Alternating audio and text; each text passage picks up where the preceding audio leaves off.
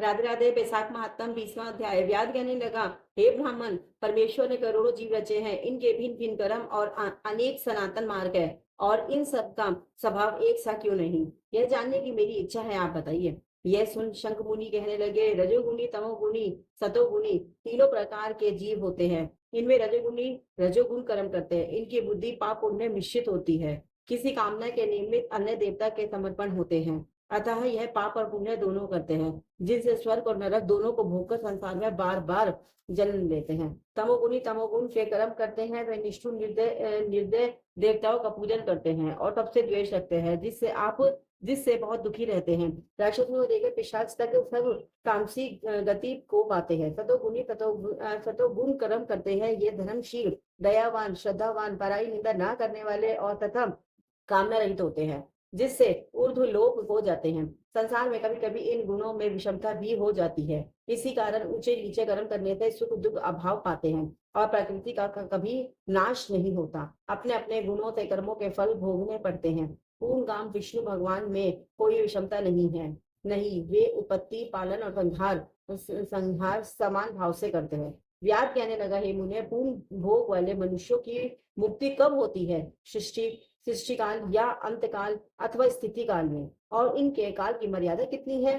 तब शंख बोले, 4 सहस्त्र युग ब्रह्मा जी का एक दिन या इतनी ही एक रात्रि होती है, जो मिलाकर ब्रह्मा का एक दिन होता है। 15 दिन का एक पक्ष और 2 पक्ष का एक मास, 2 मास की एक ऋतु, 3 ऋतुओं का एक अयन होता है और 2 अयन का एक वर्ष होता है। इसी प्रकार ब्रह्मा जी के 100 वर्ष व्यतीत होने पर ब्रह्म कल्प पूरा होता है, वही प्रलय का समय है, ऐसे देवताओं का मत है। प्रलय 3 प्रकार की होती है। एक मानव प्रलय, जब मनुष्यों का अंत होता है। दूसरी दैनंदिन प्रलय ब्रह्मा जी के दिन की समाप्ति के समय होती है। तीसरी ब्रह्म प्रलय, जो ब्रह्मा जी के प्रलय के समय होती है। 14 मनु के प्रलय होने पर एक दैनंदिन प्रलय होती है। इन प्रलयों की उतनी ही अवधि पर्यंत स्थिति होती है, स्थिति रहती है। मनवंतर प्रलय में भू भुर्वः स्वहा तीनों लोगों का लय होकर चैतन जीवों का ही नाश होता है। लोगों के स्वरूप का नहीं, केवल उन लोगों में पूर्ववत जल पलावन हो जाता है। अंत में चेतन जीवों की पुनः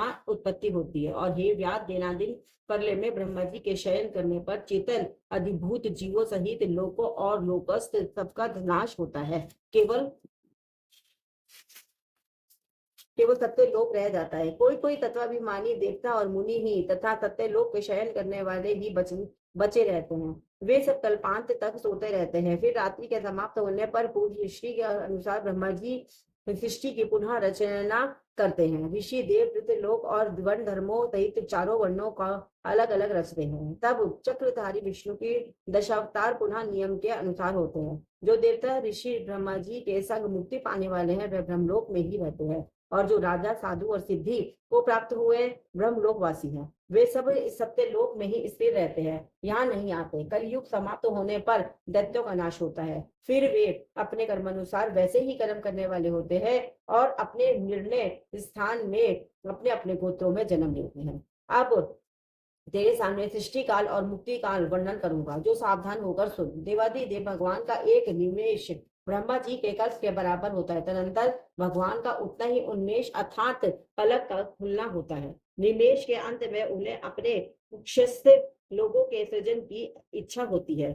जब ब्रह्मा से लेकर मनुष्य तक विष्णु की कुक्षिगत होकर भी ध्यान व्यवस्थित हो रहते हैं। उन्मेष के प्रथम भाग में चतुर्व्यूहात्मक विभु षाढ़ गुण्य होकर व्यू में स्थित वासुदेव से ब्रह्मा जी को सायुज्य मुक्ति देकर महाविभु तत्पश्चात महात्माओं को तत्व ज्ञान रूपी सारुष्य मुक्ति देते हैं।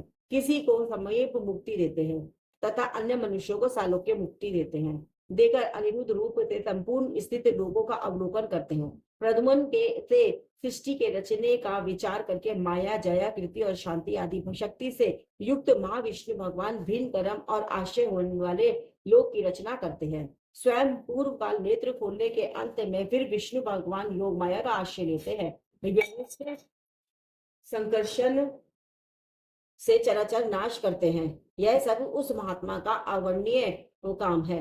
यह कार्य ब्रह्मादिक और योगियों द्वारा भी अकथनीय है। यह सुन व्याध ने पूछा, हे महाराज, भागवत धर्म कौन है और किन धर्मों से विष्णु भगवान प्रसन्न होते हैं? व्याध के ऐसे कहने पर शंख बोले, जिनका चित्त सदा विष्णु भगवान के चरणों में वह हरि स्मरण में रहता है, जो लोग ममताहीन रहते हैं, सदाचारी परोपकार करते हैं, जिनको शास्त्र गुरु साधु और शुभ कर्म में विश्वास है, और जो सदा विष्णु भक्त है, वही भागवत धर्म है। सब देशों में घूमना, सब कर्मों को करना और धर्मों को सुनना, परंतु चित्त को विषयों में रखने वाले कुछ भी नहीं कह कर सकते। कामना रहित तो होकर श्रद्धा पूर्वक जो विष्णु संबंधी धर्म किए जाते हैं, वही भागवत धर्म है। इस लोक में और परलोक में सुख देने वाले क्षीर सागर में लक्ष्मी जी को भगवान ने बेशाखोक्त धर्म बतलाए हैं, जो विष्णु भगवान को प्रसन्न करते हैं। धन पाकर बावड़ी, कुआं, सरोवर बनवाना, मार्ग में छाया करना, प्याऊ बनवाना, सुपात्रों को दान करना, छतरी, जूता, खड़ाऊ, सुगंधित द्रव्य, कपूर, पुष्प, तांबुल, गौरस, शहद, चटाई, कंबल, पलंग, वस्त्र, अन्न का दान और गौदान, रास्ते के थके हुए ब्राह्मणों आदि के चरण धोना, पंखा से हवा करना, उबटना करना, शरबत पिलाना, नमक, मिली, छाछ, ईख, ककड़ी और रसायन का दान संपूर्ण पापों को नाश करने वाले है। पितृश्वरों को तर्पण करे, तेल उबटन छोड़ दे, कांसे के पात्र में भोजन ना करे, निषिद्ध भोजन और व्यर्थ विवाद ना करे। लौकी, गाजर, तोरई, चौलाई, बैंगन, मसूर, मूली, गूलर, बेलफल, तिल, सिंघोड़िया का सेवन विशाख में भूल करके भी ना करें, नहीं तो चंडाल की योनि में जन्म लेकर 100 जन्मों तक पशु बनेगा। मधुसूदन भगवान की प्रसन्नता के लिए प्रातःकाल स्नान कर विष्णु भगवान की प्रतिमा बनवा वस्त्र आभूषणों से सुसज्जित कर नित्य कर्म करके पूजन करे और विशाख महात्म्य की कथा मन लगाकर सुने तथा ब्राह्मण को भोजन करा दक्षिणा सहित प्रतिमा ब्राह्मण को अर्पण करे। वैशाख की द्वादशी को दही और अन्न दान, जल का घड़ा, तांबुल, फल और दक्षिणा योग्य ब्राह्मण को दे। धर्मराज को प्रसन्न करने के लिए दही और अन्न, तांबुल, दक्षिणा दान करें।